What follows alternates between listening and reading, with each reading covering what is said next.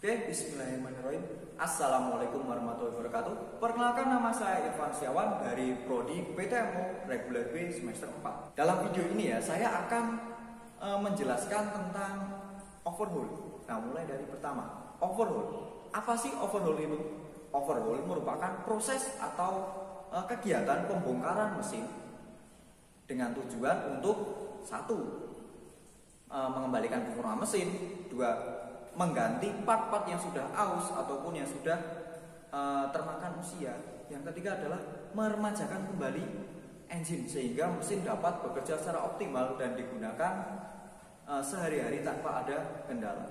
Nah, kira-kira dari overhaul ini, apa sih ciri-ciri engine atau mesin yang harus di overhaul? Nah, itu pasti ada muncul pertanyaan seperti itu. Pertama, ciri-ciri mesin atau engine yang harus di overhaul itu munculnya atau keluarnya asap putih dari knalpot. Nah, ini biasanya kendaraan-kendaraan saat digeber atau dipijak gasnya pada RPM tinggi, dia akan muncul asap putih dari knalpot. Ini adalah karena adanya kebocoran oli sehingga oli masuk ke ruang bakar dan terbakar sehingga muncullah asap putih. Yang kedua, saat Anda mengetap oli, itu pasti olinya akan berwarna coklat dan bercampur dengan gram-gram dari gesekan antara piston dan linernya. Yang ketiga apa? Adalah surutnya atau habisnya air pendingin. Ini salah satu efek dari naiknya suhu. Nah, karena adanya gesekan yang berlebih, suhu mesin naik sehingga air radiator akan berkurang dan ada pula yang bercampur dengan oli atau minyak. Nah, ini sangat berbahaya. Berbahaya gimana? Jika diteruskan, ini akan terjadi yang namanya overheat. Mesin akan tiba-tiba berhenti. Nah, saat terjadi overheating ini akan sangat fatal. Banyak part-part yang harus diganti karena semua dalaman engine itu akan saling bergesek secara maksimal. Jadi banyaklah part-part yang harus diganti. Nah, alangkah baiknya sebelum terjadi overheating, kita sering-seringlah mengecek oli, mengecek keadaan engine, hingga saat overhaul ataupun mesin ini harus di overhaul, kita langsung sigap untuk mengoverhaulnya. Nah, saat untuk mengoverhaul, nah ini pastinya banyak alat yang harus digunakan untuk mengoverhaul sebuah engine. Kira-kira alatnya apa saja sih? Nah, alatnya akan saya jelaskan pada scene di sebelah ini. Check it out. Nah, setelah tadi saya jelaskan tentang apa itu overhaul dan tujuan-tujuannya, sekarang saya akan menjelaskan alat-alat apa saja sih yang harus digunakan saat melakukan overhaul. Yang pertama, kalian harus menyiapkan kunci T. Kunci T ini lengkap dari ukuran 12, 14, 17, dan 19. Kunci T ya. Terus berikutnya ada menyediakan haki atau baskom. Mohon maaf, ini kecil karena ini hanya untuk menampung oli dari mesin motor, sepeda motor ya. Notabene olinya cuma maksimal 1 liter. Nah, kalau mobil atau mesin diesel itu biasanya kan olinya lebih dari 1 liter, ada yang 5, ada yang 4. Nah, ini digunakanlah baki atau baskom yang lebih besar. Nah, berikutnya ada kunci momen. Kunci momen ini penting untuk pengencangan. Nah, dalam engine, pengencangan baut engine itu sangat rentan dengan yang namanya getaran. Jika suatu baut terkena getaran, lama-lama dia akan mengendor dengan sendirinya. Jadi sangat penting sekali untuk mengencangkan sesuai dengan buku manual. Oh iya, jangan lupa selalu menyediakan buku manual pembongkaran. Walaupun kalian sudah bisa, walaupun kita tidak bisa hafal di luar kepala, tapi buku manual itu wajib selalu digunakan. Nah, lanjut, berikutnya ada dial indikator. Ini nanti untuk berpasangan dengan ini, dipasang. Nah, ini berguna untuk dalam proses pengukuran run out pada kerkas dan pada nokenas. Nah, itu pakai dial indikator. Berikutnya ada alat, ini namanya spring valve compressor. Jadi untuk memasang dan melepas per klep harus ada ini. Terus alat ukur. Nah, alat ukurnya ada apa saja? Ada mikrometer. Oh maaf, vernier kaliper. Mikrometer ini ya.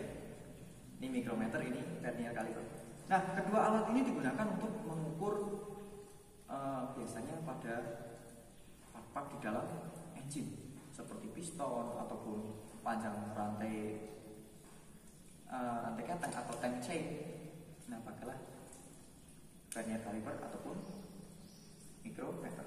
Nah, tapi sebelum digunakan, silakan alat ukur ini dikalibrasi terlebih dahulu. Tujuannya apa? Tujuannya untuk menghasilkan hasil pengukuran yang akurat. Jadi dikalibrasi dulu, ini sudah sesuai apa belum. Nah, sama seperti mikrometer juga harus dikalibrasi. Nah, berikutnya ada dial bore gauge. Dial bore gauge ini berguna untuk mengukur ketirusan suatu silinder. Jadi kita bisa mengetahui dari bagian atas, tengah, dan bawah itu ukurannya sama atau tidak. Pakainya ini dial, maksud saya silinder dial bore gauge. Nah, lanjut ada ini ada filler gauge. Fungsinya untuk mengukur celah yang kecil-kecil. Ini filler gauge. Jadi ukurannya dari yang paling tipis sampai yang tebal. Ini penting intinya. Lanjut ini ya. Jadi usahakan ada set atau satu turbo. Berisi apa saja kira-kira? Ada tang, yang tang klip maupun tang biasa ya. Bank, min dan plus itu wajib ada.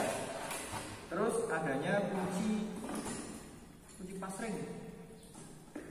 Kunci pasring ya. Ini mungkin bisa digunakan. Tapi paling sering kita menggunakan kunci sok. Sediakan kunci sok yang set. Yang dasarnya ini pakai ratchet ya. Bisa pakai ratchet biar cepat. Dan juga sediakan mata sok yang komplit dari yang kecil, dari angka 8 sampai angka 32 ini komplit. Kalau bisa, kalau ada ya satu set turbo, itu akan mempermudah kalian dalam mencari ukuran mata sok yang sesuai dengan apa yang akan kalian bongkar. Nah, lanjut lagi ada yang namanya strike edge. Strike edge ini saya tidak punya, tidak bawa juga. Strike edge ini digunakan untuk mengukur kerataan biasanya kepala silinder dan silinder blok piston. Ini perlu yang namanya diukur kerataannya. Kenapa? Karena kalau tidak rata, otomatis air dari cooler radiator dia akan ikut masuk ke dalam ruang bakar. Ini sangat fatal akibatnya. Air bisa masuk, lama-kelamaan air radiator pasti habis. Yang ditakutkan nanti terjadi overheating. Nah, bagaimana sih cara pembongkaran? Nah, nanti saya akan urut untuk menjelaskan. Berikut ini adalah alat-alatnya. Oh iya, jangan lupa sediakan kain majun. Kain majun ini berfungsi untuk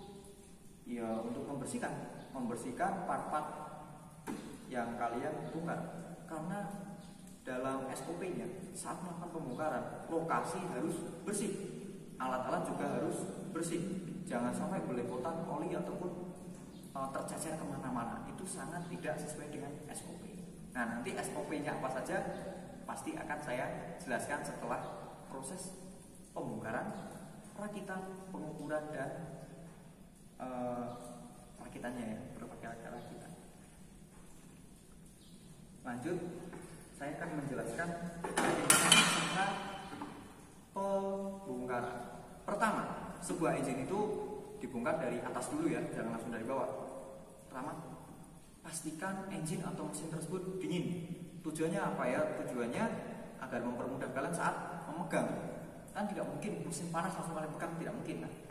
Pasti tunggu dingin terlebih dahulu. Nah, setelah dingin, langsung saja silakan tap oli yang ada di dalam engine. Olinya ditap, masukkan ke dalam oil pan atau tangki yang besar. Kita pindahkan setelah kita pindahkan. Lanjut, kita cabut dulu businya dilepas. Terus jangan lupa untuk mengetopkan mengetopkan posisi piston. Nah, pistonnya harus posisi top. Setelah itu kita lepas distributor dari busi, distributor kita lepas. Setelah itu kita lepas yang namanya intake manifold dan intake knalpot kita lepas. Nah, setelah semuanya terlepas, kita lepas dari yang bagian kanan dulu. Kanan isinya apa? Fan belt itu ya. Dilepas. Terus jalur pendingin itu kita lepas dulu. Kita lepas pakai kunci shock ya. Kunci shock kita lepas. Nah, setelah semuanya terlepas, engine kita angkat.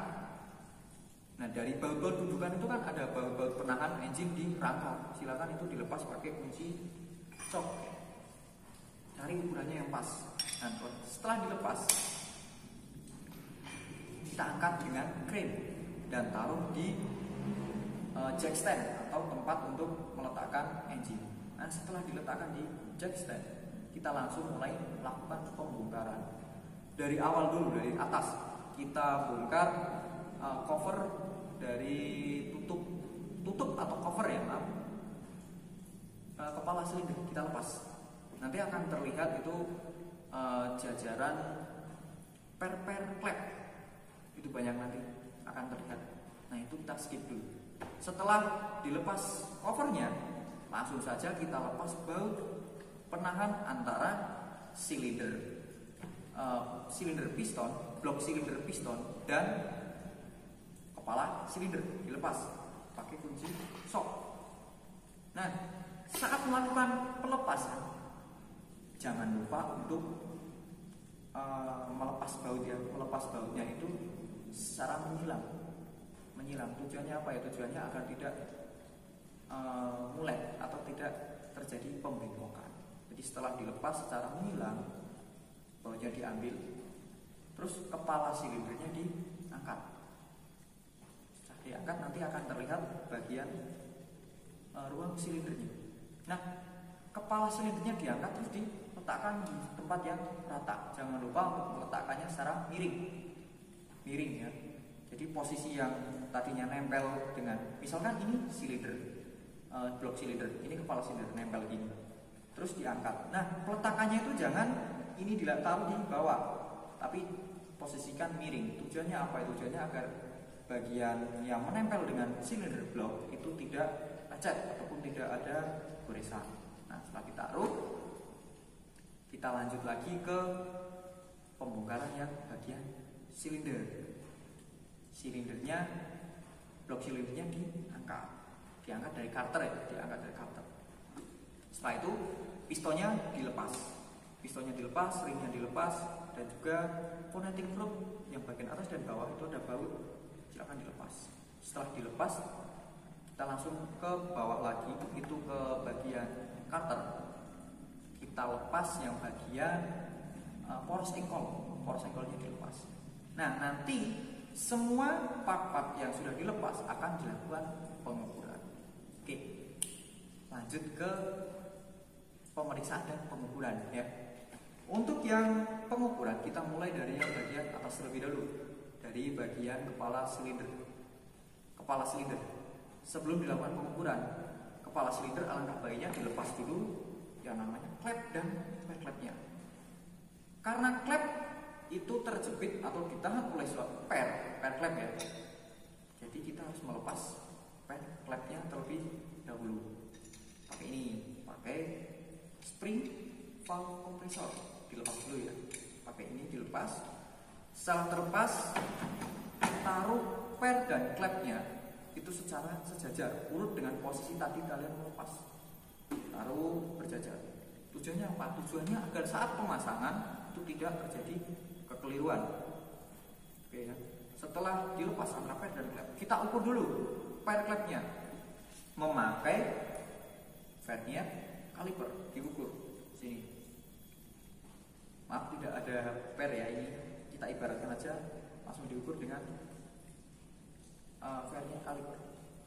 Diukur. Oh ya, sebelum diukur alangkah baiknya per klepnya dibersihkan terlebih dahulu. Tujuannya apa? Agar pengukurannya lebih akurat, tidak ada kotoran yang menghalangi.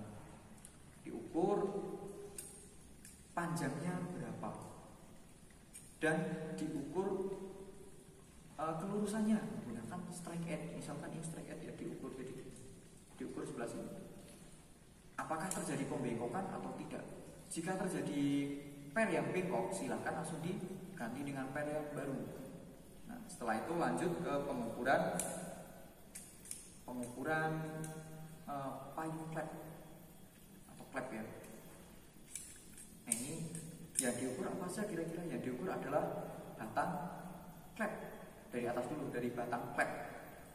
Batang klep diukur, misalkan ini klep. Ini payungnya, ini batangnya diukur dulu. Nah, ini batangnya diukur. Hasilnya berapa? Tapi untuk pengukuran batang klep, alangkah baiknya itu memakai mikrometer agar ukurannya lebih akurat. Karena mikrometer itu lebih akurat dibanding dengan vernier caliper. Setelah itu ukur apa lagi? Diukur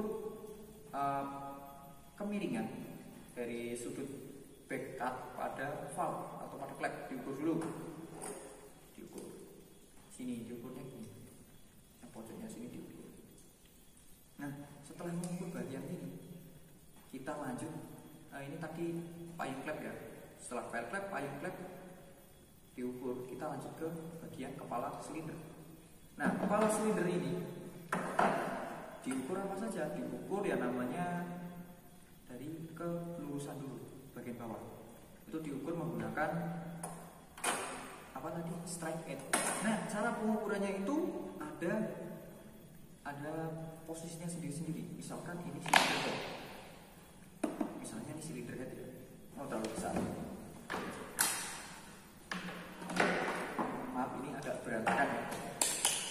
Misalkan ini silinder head, kita ibaratkan kecil ya. Terus ini kita ibaratkan strike edge. Jadi pengukurannya itu tidak terus diukur satu ini tidak, tapi dia harus diukur urut dulu. Ini menghilang ya, menghilang, lalu gini.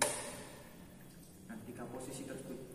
Jadi itu akan terlihat dari posisi sini miring, menghilang, dan lurus gini. Ini juga nanti akan terlihat bagian mana yang harus dilakukan pengempesan atau dibubut. Jika tidak memungkinkan untuk dibubut, itu maksimalkan pembubutan 0,6 mm. Jika lebih dari itu, maka langsung dilakukan penggantian. Lanjut, yang diukur lagi adalah bagian sitting clap. Sitting clapnya masih bagus apa tidak? Diperiksa. Setelah itu bagian boss clap. Nah, bagian boss clap itu kan bagian yang bersinggungan langsung dengan batang clap. Karena terkena gesekan terus menerus pasti akan aus. Nah, lama-lama pasti akan aus. Nanti diukur menggunakan vernier caliper antara batang clap dan boss clap. Jika terjadi keausan, hilangnya langsung ganti. Nah, setelah itu adalah melepas noken as. Nah, noken asnya diukur. Diukurnya pakai apa? Menggunakan dial indikator. Jadi ini dipasang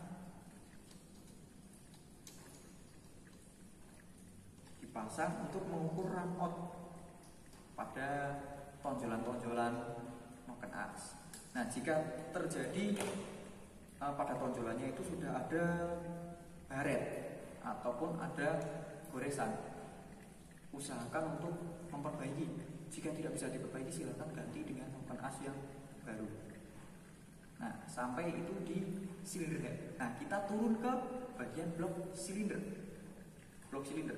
Pertama yang diukur adalah punya ketirusan blok silinder. Diukur pakai dial bore gauge.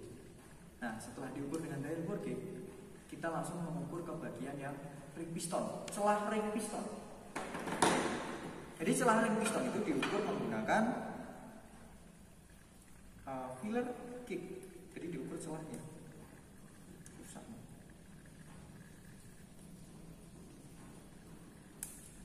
Nah, jadi diukur menggunakan ini celah ring pistonnya berapa milimeter. Karena ring piston itu kan fungsinya untuk menahan.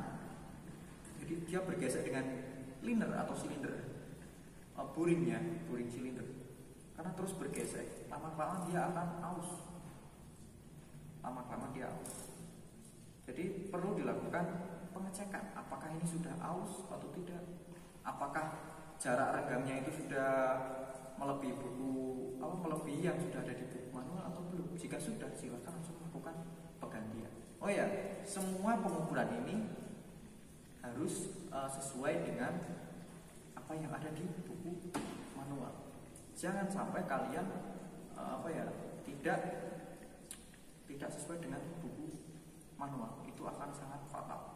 Jangan menggunakan ilmu feeling, tapi gunakanlah buku manual. Buku manual itu adalah kitab sucinya para mekanik, ya, jadi perlu dicamkan baik-baik. Ya, setelah ring kita ukur dulu yang piston. Kita periksa dulu apakah sebelum mengukur piston ya, kita lihat dulu di dalam liner apakah terjadi baret atau tidak. Jika terjadi goresan yang cukup dalam, silakan langsung dilakukan pengkolteran. Jika ada baret yang dalam ya, otomatis jika baret atau goresan yang dalam, piston pun juga akan ikut baret. Nah, setelah dicek kondisi piston, kita ukur dulu. Nanti ada gapnya atau ukuran ukuran standarnya berapa? Misal 54 mm. Sudah tergores dan sampai diukur lagi menjadi 53,8. Nah, apakah itu harus diganti atau belum? Kita kembalikan lagi ke buku manual. Jadi kita langsung melihat ke buku manual. Nah, setelah itu tadi dari silinder head, terus buring atau liner silinder piston, kita lanjut ke bawah lagi di bagian yang namanya kerkas. Jadi kerkas ini rawan yang terjadinya getaran. Nah, jika mesin terjadi getaran yang berlebih, nah awal mulanya itu dari kerkas. Nah, kerkas ini kita ukur menggunakan dial indikator. Kita ukur dulu apakah ini sudah balance belum. Jika tidak balance antara silinder antara kerkas yang untuk silinder 1, silinder 2, silinder 3, silinder 4 itu harus balance semua. Jika tidak balance, lakukan dibalance ulang.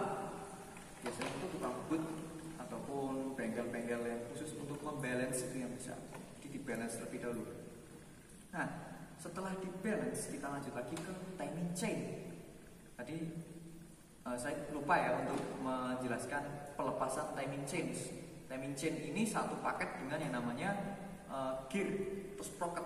Itu yang bawah berada di as pada kerkas, terus yang atas itu menempel pada as, noken as. Jadi ini sangat penting fungsinya timing chain atau rantai kamprat, biasanya bilang rantai kamprat atau rantai timing. Ini sangat riskan. Riskan apa? Riskan terjadi rantai itu molor atau bertambah panjang. Jika bertambah panjang, otomatis timing pengapian akan mundur. Nah, jadi pemeriksaan panjang timing chain ini wajib dilakukan. Jadi panjangnya diukur, terus kondisinya seperti apa, apakah masih bagus ataupun sudah kritik. Silahkan untuk membuka buku panduan. Buku panduan itu sebagai panduan kita semua. Nah, setelah diukur, gearnya juga diukur, dilihat apakah mata gearnya sudah bagus, masih bagus ataupun sudah aus. Jika aus, silakan lakukan penggantian. Nah, itu tadi adalah cara pemeriksaan dan pengukuran. Setelah itu lanjut lagi di rakit. Rakitnya dari bawah ya, jangan dari atas, dari bawah dari coulter. Kita pasang dulu kerkasnya. Setelah itu coulternya dipasang dan lanjut pemasangan silinder buring. Silindernya dipasang dulu, terus pistonnya dipasang. Jangan lupa untuk menggunakan piston expander. Ini berfungsi untuk meletakkan ring dan piston pada linernya. Lanjut ke silinder head. Setelah sampai ke silinder head, tadi kan ada klep, per klep dan juga seating ya. Silahkan langsung pasang pada posisinya masing-masing menggunakan ini spring valve compressor. Jadi dipasang dulu klepnya, terus per klepnya dipasang. Setelah dilakukan pemasangan semua, noken as silakan dipasang. Jangan lupa untuk melakukan penyetelan klep ya dengan katup. Maksud saya dengan rocker arm. Rocker armnya diukur antara celah klep dan rocker arm diukur dengan menggunakan spiller gauge. Nah setelah itu dipasanglah antara silinder head dan boring. Jangan lupa untuk mengingat-ingat lagi posisi baut yang tadi kan lepas. Bautnya harus sesuai dengan posisi yang tadi. Sebelum melakukan pemasangan baut, silakan pada ujung baut berikan sedikit oli. Gunanya untuk apa? Gunanya untuk melumasi bagian dratnya agar tidak terjadi slack. Nah setelah dipasang bautnya, silakan kencangkan menggunakan ratchet. Jadi pakai ratchet ya. Kenapa pakai ratchet? Yuk agar cepat. Pakai ratchet. Setelah menggunakan ratchet, kita lanjut lagi menggunakan, kita kencangkan kembali ya. Menggunakan ini kunci momen. Pastikan momen ataupun kekencangannya sesuai dengan buku manual yang ada. Nah setelah itu pasanglah timing chain atau rantai kamprat, pasang terlebih dahulu. Setelah itu pendingin dipasang pada posisinya ya, selangnya dipasang, terus naik ke atas, cover silindernya dipasang juga. Pasang. Jangan sampai lupa untuk memasang busi. Nah sebelum dilakukan pemasangan rantai kamprat ataupun timing chain, pastikan dulu dalam posisi top kompresi ya, ada posisi top kompresi itu dipasang. Setelah itu pasanglah busi dan distributornya. Nah sebelum diangkat ya, dicoba lakukan pembersihan dulu, dicek terlebih dahulu apakah bautnya sudah komplit atau belum, apakah olinya sudah dimasukkan belum. Ya oli jangan lupa dimasukkan ke dalam kalter oli. Setelah dimasukkan oli, mesin langsung diangkat dan ditaruh ke dalam sasis atau rangka kembali. Kencangkan baut dengan menggunakan kunci momen seperti tadi ya, dikencangkan sesuai dengan kebutuhan. Setelah itu sambungkan intake manifold maupun intake exhaust, pasang semua, dikencangkan dengan baut sesuai dengan momennya. Setelah itu lakukan uji coba. Uji coba ini sangat penting dilakukan apakah mesin ini sudah sesuai atau belum. Tapi setelah melakukan overhaul, saya sarankan jangan melakukan perjalanan jauh ataupun membawa beban yang berlebih. Biasanya setelah overhaul itu membutuhkan yang namanya adaptasi antara piston dan liner. Jadi dibutuhkan yang namanya indrayer. Nah, tadi adalah proses dari pembongkaran, pemeriksaan dan pemasangan dari proses overhaul. Nah, saya akan menjelaskan tentang keselamatan. Apa sih keselamatan dalam perbengkelan yang harus dilengkapi saat melakukan overhaul? Yang pertama, dari seorang mekanik dulu. Seorang mekanik itu saat melakukan overhaul harus menggunakan yang namanya satu wear pack. Wear pack wajib dipakai. Tujuannya agar tidak kotor ya, agar tidak kemana-mana. Terus berikutnya ada sarung tangan. Sarung tangan ini wajib digunakan. Yang berikutnya adalah sepatu safety. Sepatu safety itu yang bagaimana? Ya sepatu boot. Jangan sekali-kali menggunakan sendal jepit ataupun sepatu yang tidak sesuai dengan peruntukannya. Nah, pada sepatu safety ini dia tidak licin saat terkena oli ataupun saat kejatuhan benda dia tidak akan begitu terasa pada kaki. Nah, itu fungsinya sangat penting sekali. Nah, selain itu pemeriksaan tempat dan alat juga wajib dilakukan. Pemeriksaan tempat seperti apa ya? Dibersihkan dulu. Apakah ada ceceran oli atau tidak? Nah, saat terjadi ada ceceran oli terus saat kita melakukan pembongkaran, takutnya saat perjalanan atau membawa engine terpleset oli nanti terjatuh, itu akan menambah bahaya atau danger dalam bekerja. Nah, berikutnya lagi ada pengecekan alat. Nah, alat ini harus dicek terlebih dahulu. Apakah alatnya bisa berfungsi dengan maksimal atau tidak? Jadi saran saya, penyimpanan alat maupun penggunaan alat itu harus sesuai dengan SOP. Nah, setelah digunakan pastikan dibersihkan dulu alatnya dengan menggunakan kain majun. Nah, ini sangat penting. Terus keselamatan itu dari tempat, alat, terus orangnya juga harus sigap. sigap dalam artian dia tidak grogi saat melakukan overhaul itu, tidak terburu-buru, agar semua part terpasang dengan sempurna, tidak ada yang tertinggal ataupun tidak ada yang kurang, misal bautnya kurang ataupun malah ada part yang terpasang, nah itu akan sangat fatal. Nah, tadi adalah aspek-aspek dari refleksi mata kuliah overall. Nah, itu tadi yang bisa saya sampaikan. Jika ada kurang lebihnya, mohon maaf. Dan jika ada saran yang membangun, silahkan tulis di kolom komentar bagian bawah. Jangan lupa untuk subscribe. Subscribe itu gratis loh. Oke, dari saya. Wassalamualaikum warahmatullahi wabarakatuh. Salam literasi.